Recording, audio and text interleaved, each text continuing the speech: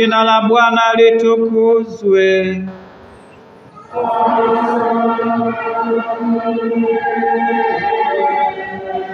Msaada wetu u katika jina la Bwana.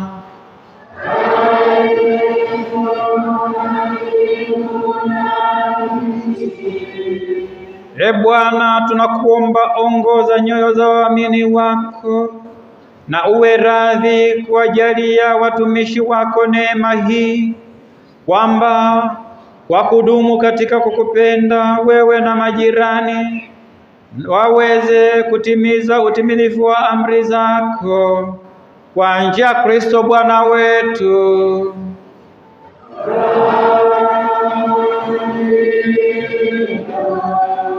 Na baraka yake Mungu Mwenyezi, ya Baba na Mwana na Roho Mtakatifu iwashukie na kukaa nanyi daima.